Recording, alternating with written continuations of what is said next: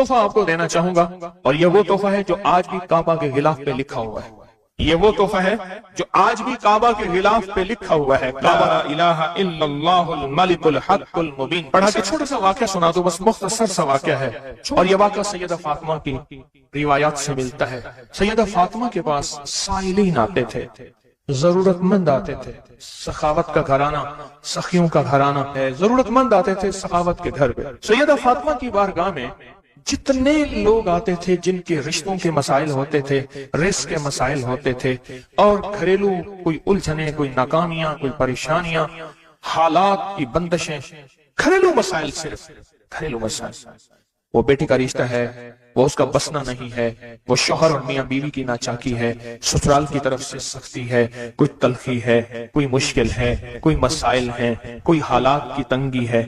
یہ اگر اس قسم کے کوئی مسائل آتے بھی تھے، سختیاں اور تلخیاں آتی بھی تھی، جیسے ہمارے ہاں رشتے نہیں ہو رہے، ہوئے ہیں تو خدا نہ خواستہ طلاق ہونے ہیں، اور کتنے ایسے رشتے ہیں تیسرے دن طلاق ہو گئی، کروڑوں روپے لگائے، کسی نے اربوں روپے لگائے، ایسے بھی شادیاں ہوئیں، طلاق ہو گئی، گھر نہ بسے، گھریلو الجھنیں ہیں، ناکامیاں ہیں، پریشانیاں ہیں، گھریلو زندگی کی جتنی بھی مشکلات ہیں، رزق کی کمی ہے، صحت کی کمی ہے، ایک بیماری گھر سے جاتی ہے دوسری نہیں جاتی، ایک مشکل جاتی ہے دوسری پھر آ جاتی ہے، اور اس طرح کی تلخیاں، مسائل، مشکلات، بندشیں، ناکامیاں، حالات کی سختیاں، زندگی کی تلخیاں، گھریلو الجھنیں جسے لفظ کہتے ہیں۔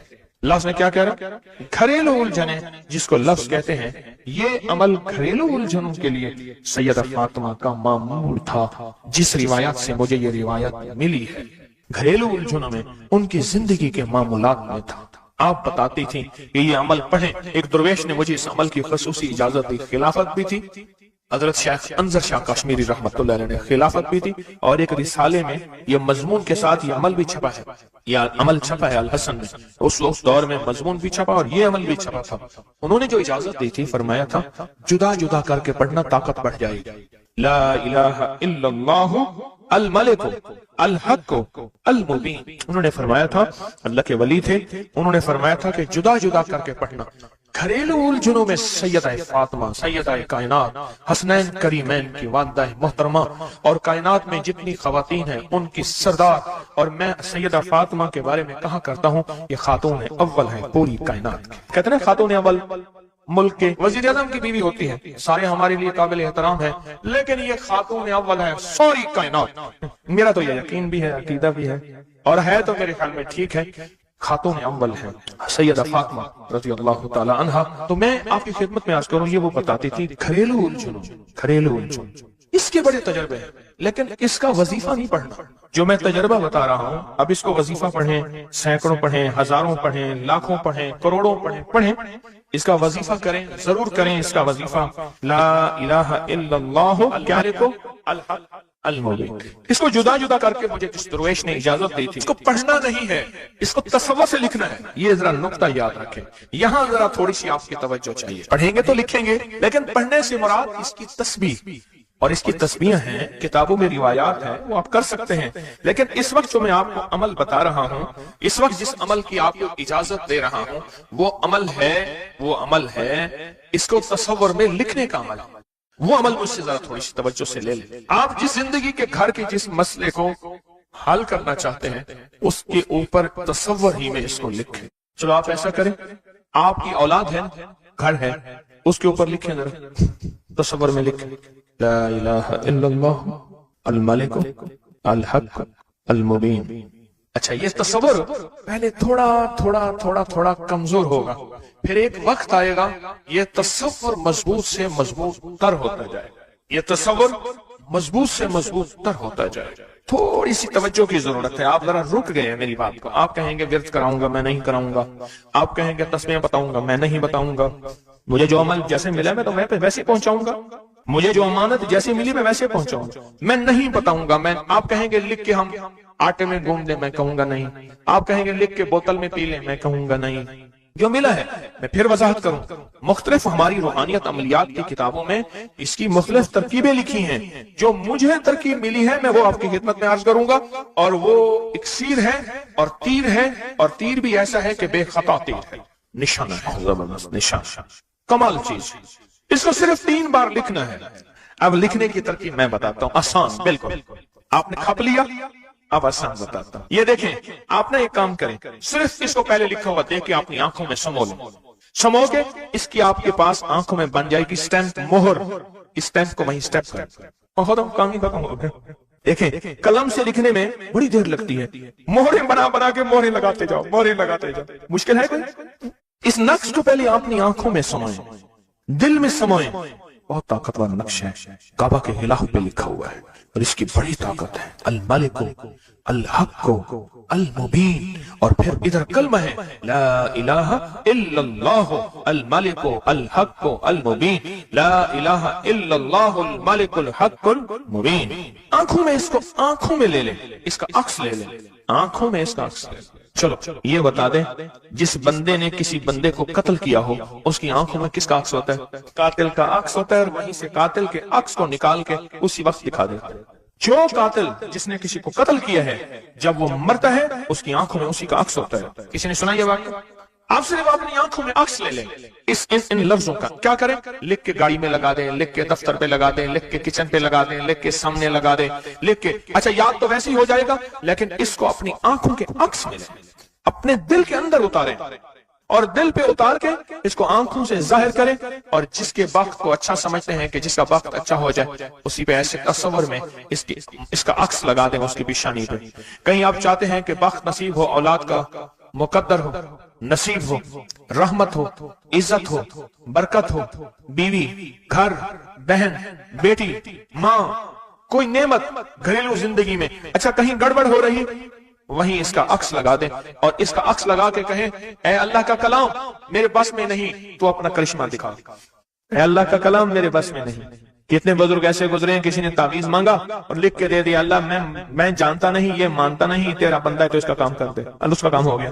ایک بزرگ تھے، سنو، ایک بزرگ تھے کہیں سفر سے آئے، تو ان کا سوار بھی تھا، گدھا بھی تھا، کسی نے ان کو گھر دے دیا، تو گدھا بھی، بارش شروع ہو گئی، سردی تھی، تو گدھا جو ہے وہ بھی اندر کمرے میں آ گیا، وہ بھی آ گئے، تو ادھر جو ہے اس کی زچگی تھی، درد ذہن شروع ہوا، اس نے کہا بابا جی کوئی تعویذ دے دو، انہیں تعویذ لے کے دے دیا کہ یا اللہ میں بھی گدھا، میں بھی اور میرا گدھا بھی محفوظ ہو گیا، تو جان تیرا بندہ جانے اس کا کام کر دے۔ وہ تعویذ کام کر گیا، آج بھی وہ تعویذ کام کرتا ہے، آج بھی کام کرتے ہیں۔ ہماری روحانیت کی کتابوں میں اور ابکری میں بھی چھپا ہے، فارسی کا شعر ہے۔ یہ تو بول کام کرتے ہیں، سوچو اللہ کا کلام کیا کام کرے گا؟ یہ تو بول کام کرتے ہیں۔ اس کو اپنے دل میں نقش کریں، دل کے اندر اس کا عکس لائیں، اس کا نقش لائیں۔ سیدہ فاطمہ کا میں آپ کو عمل بتا رہا ہوں، محمد آل محمد کے وظائف بتا رہا ہوں، اور سیدہ کا عمل ہے، ان کے گھر میں جب بھی کوئی الجھنوں کا مارا ہوا، کوئی خاتون آتی تھی، آپ یہی فرماتی تھی اور یہی عمل دیتی تھی، یہی وظیفہ دیتی تھی، یہی تسبیح دیتی تھی۔ بات سمجھ آ گئی یا رہتی ہے؟ پکی بات ہے، 100% سمجھ آ گئی؟ آپ اس کو نا، آپ ایسا کریں، آپ اس کو ایسا کریں، میرے اوپر نقش لگائیں، نشانے لگائیں، ٹرائی کریں نا، یعنی یہیں سے کام شروع کر دیں، اور یہ نیت کریں کہ یا اللہ یہ جو فقیر بیٹھا ہے، اس عمل کا نور، اس کی برکتیں، اس کی خیریں اس فقیر کو عطا کر دیں، میری پیشانی کے اوپر لگائیں اس ٹائم پہ، اور میں آپ کی پیشانی پہ لگا دوں، اور پوری دنیا میں جتنے لوگ مجھے دیکھ رہے ہیں میں ان کو نہیں دیکھ رہا، میں انشاءاللہ اللہ کے خزانوں بھیج رہا ہوں، فرشتوں کو دیتا ہوں، فرشتوں جا کے لگا دو، فرشتے لگا دیتے ہیں انشاءاللہ۔ بہت چھوٹا سا عمل، بڑا طاقتور کام اس کا بتائے گا آپ کو۔ میرا چھوٹا آن محمد چھوٹا سا تھا نا، اس کو کچھ چھیڑتا تھا، کہتا تھا بابا جی بتاؤں گا، مجھے بھی دھمکی دیتا تھا، کہہ رہا بابا جی بتاؤں، کہتا بابا جی کوئی بلا ہوگی، مجھے بھی دھمکی دے کے کہتا تھا، کہہ رہا بابا جی بتاؤں گا، بابا جی بتاؤں گا۔ تو یہ وظیفہ بتائے گا انشاءاللہ، یہ وظیفہ بتائے گا کہ اس کا نقش کی طاقت اور تاثیر کیا ہے۔ جب میں اللہم اغفر لی ولوالدی پڑھیں، وللمؤمنین والمؤمنات والمسلمین والمسلمات، جو 27 دفعہ یہ پڑھا، جب بھی پڑھا کہا میری دعائیں قبول ہوئی۔ سامنے سے کہنے لگے بس صرف تھوڑا سا سانس بند کرنا ہوتا ہے، مجھے کہنے لگے ایسی معصوم سے لہجے میں تھوڑا سا سانس بند کرنا ہوتا ہے، تھوڑی سی آنکھیں ڈبڈبانی ہوتی ہیں، اور تھوڑا سا اپنے آپ کو وقفہ دینا ہوتا ہے، اور 27 بار یہ توجہ دے کے پڑھنا ہوتا ہے۔ پڑھ کے اپنی دعا اللہ کے سپرد کر کے فارغ ہو جائے، اپنی دعا کس کے سپرد کر کے؟ اللہ کے سپرد کر کے فارغ ہو جائے۔ بس کہا یہی میرے ذمہ ہے مولا، تیرے حبیب کا فرمان ہے جو یہ 27 بار پڑھے گا اس کی دعائیں قبول ہوں گی۔ تو سچا، تیرا حبیب سچا، بول سچے۔ مجھے اپنی سچائی کا دعویٰ نہیں، مجھے علم ہے میں کتنا سچا ہوں۔ میں نے 3 سچائیوں کو جمع کر دیا۔ کون سی سچائی؟ اللہ کی سچائی، اس کے حبیب کی سچائی، اور اس وظیفے اور ان لفظوں کی، ان حرفوں کی سچائی۔ میں نے یہ سچائی ساری جمع کر دی ہے، بس اللہ باقی کام تیرا ہے۔ اور اللہ کہتا ہے چوتھی سچائی قبولیت کی، پھر وہ میرے ذمہ ہے۔ قبولیت کی سچائی پھر وہ میرے ذمہ ہے، انشاءاللہ میں سچا کر کے دکھاؤں گا، اور میں سچا بنا کے دکھاؤں گا، میں سچا کر کے دکھاؤں گا، میں سچا بنا کے دکھاؤں گا۔ صرف 27 بار۔ اچھا اب ہم ایک دفعہ پڑھتے ہیں تو جتنا بڑا مجمع ہے تو پتہ نہیں کتنے 27 ہو جائیں گے۔ آپ ایک کام کریں، آج ہمارے ایک صاحب تھے، وہ کہتے تھے نقدہ سوادہ ادھارہ فسادہ۔ نقدہ سوادہ، سواد کہتے ہیں مسے کو، ذائقے کو، نقدہ سوادہ ادھارہ فسادہ۔ ہم آج نقد کرتے ہیں اتنا بڑا مجمع، ماشاءاللہ پوری دنیا کا مجمع، خواتین مردوں کا۔ ہم ایک دفعہ صرف پڑھتے ہیں، لیکن سب سے پہلے اللہ سے اپنی ایک ضرورت پیش کرتے ہیں کہ اللہ ہم سب کو کامل ہدایت دے دے، کامل ایمان، اخلاص، برکت، عافیت دے دے، اور کامل اخلاق دے دے، اور اللہ میری ضرورتوں کو غیب سے پورا کر۔ ٹھیک ہے، ضرورت میں ساری چاہتیں، ساری مشکلیں، ساری پریشانیاں، ساری ناکامیاں، ساری گردشیں، سارے حالات، ان سب کا نام میری ضرورتیں ہیں۔ ان سب کا نام کیا ہے؟ میری ضرورتیں ہیں۔ ان سب کا نام ہے میری ضرورتیں۔ اور ہم ڈوب کے پڑھتے ہیں سارے مل کے، ان میں کوئی طلب والا، کوئی تڑپ والا، کوئی پردیسی، کوئی مسافر، کوئی جذبے والا، کوئی رونے والا، کوئی خدمت والا، کوئی سخی، کوئی سجدوں والا، کوئی قیام والا، کوئی دعا والا، کوئی رکوع والا، کوئی ایسا جس کے روزے قبول، کوئی ایسا جو روزے دار، ابھی روزہ افطار کیا، شوال کے روزے چل رہے، کوئی ایسا جو اللہ سے مانگنے والا، کوئی ایسا جو توبہ کرنے والا، کوئی ایسا جس کی پیشانی میں پہلے دن سے سعادت لکھی ہے، وہ اکیلا بھی جنت میں نہیں جائے گا بلکہ ساتھ لے کے جائے گا، پتہ نہیں کس رنگ کا، کس خوشبو کا، اور کون سا پھول، کون سی پنکھڑی، کون سی کلی اور کون سی خوشبو یہاں بیٹھی ہے، وہ سارے کے سارے مل کے پڑھ رہے ہیں اللہم اغفر لی ولوالدی وللمؤمنین والمؤمنات والمسلمین والمسلمات، مبارک، بابرکت، سعادت، الاحیاء منہم والاموات۔ ایک روایت میں یہ بھی ہے۔ اب سوچیں کتنے لوگوں نے دعا مانگ لی، اور پتہ نہیں کس کے طفیل میری بھی قبول ہو گئی انشاءاللہ۔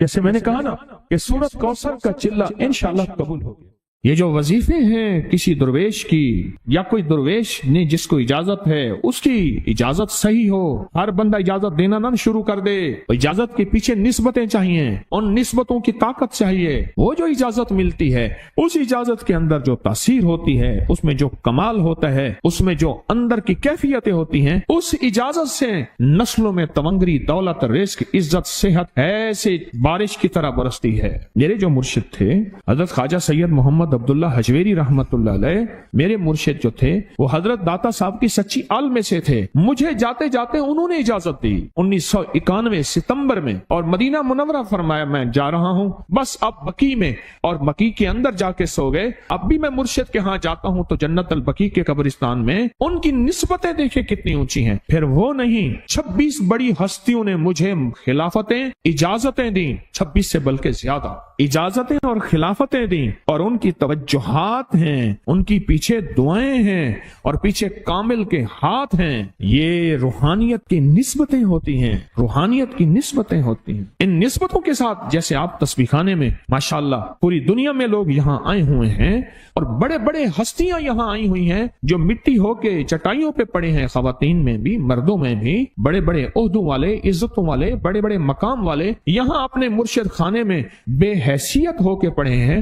جو بے حیثیت ہو کے آتا ہے اللہ اس کو عزت اور مقام اور حیثیت دے۔ کہنے لگا میں نے نا حمزات کو قابو کرنے کے لیے میں نے ایک عمل کیا۔ عمل یہ تھا کہ ایک بڑا سا تھال لے لے، جیسے یہ گارے اور مٹی میں تھال ہوتے ہیں، اس کا چراغ بنا لے، اس میں 10 کلو تیل ڈالیں اور بڑی ساری بتی ہو، ٹھیک، اس کی بتی جلائیں، 10 کلو تیل جلنا ہے۔ یہ سارا کتنا تیل جلنا ہے؟ اس کی بتی میں، اس کی لو میں دیکھنا ہے، اور پھر بیٹھنا اس انداز سے ہے کہ میرا سایہ ہو، اور پھر میں اپنے سائے کو بھی دیکھوں، لو کو بھی دیکھوں، اور اس کے بعد یہ وظیفہ پڑھنا ہے۔ 40 دن میں یہ 10 کلو تیل جل جاتا ہے۔ دن رات بیٹھنا ہے اور اس کو پڑھنا۔ 30 دن جب گزرے تھے، 30 دن گزرنے کے بعد اس کو نقشے نظر آنا شروع ہوئے۔ نقشے یہ نظر آنا شروع ہوئے کہ گھر ہے، بچے ہیں، کھیل رہے ہیں، اماں بیٹھی ہے، آپس میں بچے کو لڑ بھی رہے ہیں، کھا بھی رہے ہیں، پی بھی رہے ہیں، اس نے ادھر سے توجہ ہٹائی۔ مرشد نے فرمایا تھا کہ دیکھ میری نگرانی میں عمل کر رہا، نقشے نظر آئیں گے، کسی نقشے میں نہ توجہ کرنا نہ خوف کرنا، خوف بھی آئے گا، چیزیں بھی آئیں گے، نہ کرنا، بس نہ کرنا۔ دوسرے دن اوپے سے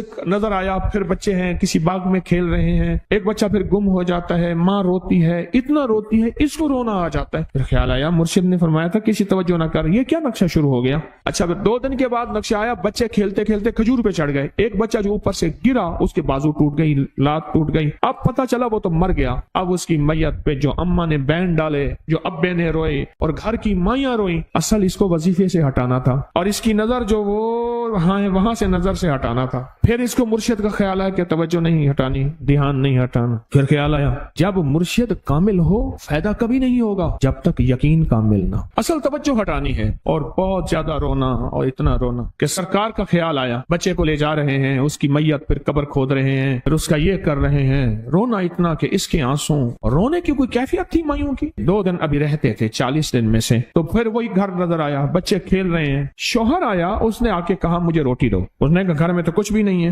لکڑیاں ہی نہیں ہیں، آپ نے کچھ دیا ہی نہیں۔ میاں بیوی کی لڑائی ہو گئی۔ اس نے کہا پھر ٹھیک ہے میں آج سب کو جلا دے۔ اس نے کہا لکڑیاں لے آیا، ادھر ادھر سے لکڑیاں لا کے نہ سے اس نے وہ لکڑیاں جلائیں، بچوں کو اٹھا کے جو ڈالا آگ میں، جو چیخیں نکلی بچوں، دوسرے کو پکڑ کے ڈالا، تیسرے کو ڈالا، چوتھے کو ڈالا، آگ میں ڈالتا جا رہا ہے۔ مائی چیخ رہی ہے، کوہرام ہے، زندہ بچوں چھوٹے معصوموں کو آگ میں ڈال رہا ہے۔ ڈالتے ڈالتے کہنے لگے تو بچ گئی ہے بھائی، پھر پکڑ کے میں تجھے ڈالتا ہوں۔ جب اس کے ڈال کے کہنے لگا اب اس عامل کو تو بچ گیا ہے، ایسے اس کو ایسے ایسے پکڑنے لگا اور پیچھے مرشد کا کھینچ کے تھپڑ اس کو آیا۔ جب کھینچ کے تھپڑ آیا سارا نقشہ ختم ہو گیا۔ اوہو، کہنے لگا یہ کیا تھا؟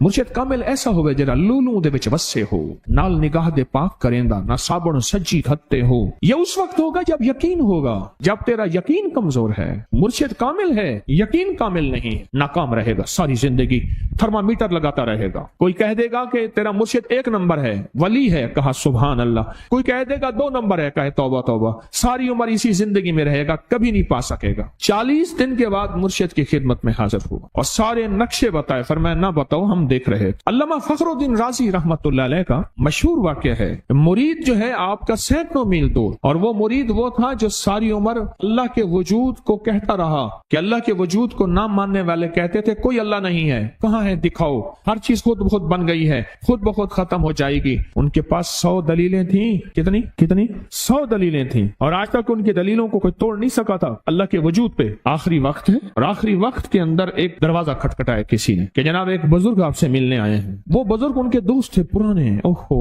آپ کا آخری وقت ہے، میں ملنے آیا۔ اور وہ بزرگ نہیں تھا، وہ شیطان کی شکل بن کے آیا تھا۔ اس نے آتے ہی وہ مسئلہ چھیڑ دیا، آج تک اس کی دلیلیں کوئی نہیں توڑ سکا تھا، یہ اس کی دلیل توڑ گیا۔ پہلی دلیل ٹوٹ گئی، اس نے دوسری دی اللہ ہے، اس نے 2 دلیل بھی توڑ دی کہ اللہ نہیں ہے، اس نے تیسری دی اللہ ہے، اس نے وہ اپنے علم کی طاقت وہ دلیل بھی توڑ دی۔ چوتھی 99 دلیلیں توڑی، ابھی ایک دلیل باقی رہتی ہے، اگر وہ بھی دلیل گئی تو یہ بھی کہتا ہے اللہ نہیں، اور آخری وقت میں رب کے وجود کا انکار کر کے خاتمہ خراب کر کے گیا۔ مرشد وضو فرما رہے تھے، دور کہیں میلوں میلوں دور اللہ نے اپنی طاقت قدرت سے نقشے ہٹائے سامنے سے، اور نقشے ہٹائے کہ تیرا مرید گیا، وہیں سے وضو کا پانی چلو بھر کے نا زور سے پھینکا، اور کانوں میں آواز آئی کیوں دلیلیں دے رہا ہے؟ تو نہیں کہتا میں نے اللہ کو بغیر دلیل کے مانا، تو دلیلیں دے رہا ہے؟ کیوں نہیں کہتا کہ میں رب کو بغیر دلیل کے مان؟ عمر رضی اللہ تعالیٰ عنہ امیر المومنین مسجد نبی میں خطبہ دے رہے ہیں، حضرت ساریہ صحابی تھے، وہ اس لشکر کے سپہ سالار تھے، میلوں سے میلوں سینکڑوں میل دور ایسے نقشے ہٹے، اور خطبے کے دوران انوکھی بات کہہ دی، یا ساریہ الجبل، ساریہ پہاڑ کے پیچھے دیکھ دشمن وہاں سے حملہ کر رہا ہے، اور پھر خطبہ شروع کر دیا۔ جمعہ کا خطبہ تھا، لوگ حیران، یہ امیر المومنین نے کیا فرما دیا؟ جب حضرت ساریہ کا قافلہ آیا واپس تو فرمایا فلاں وقت فلاں لمحے فلاں وقت میں، جمعے کے دن فلاں لمحے میں امیر المومنین آپ کی آواز آئی تھی، اگر نہ آتی تو دشمن نے پیچھے سے مقابلہ حملہ کر دیا تھا اور ہمیں کاٹ کے رکھ دیتا، ٹوٹے ٹوٹے کر دیتا۔ آپ کی آواز آئی، ساریہ پیچھے دیکھ دشمن حملہ کر رہا ہے پہاڑ کے پیچھے، یا ساریہ الجبل۔ یہ میں آپ کو حوالوں سے بات کر رہا ہوں، روایات بتا بتا کے بات کر رہا ہوں۔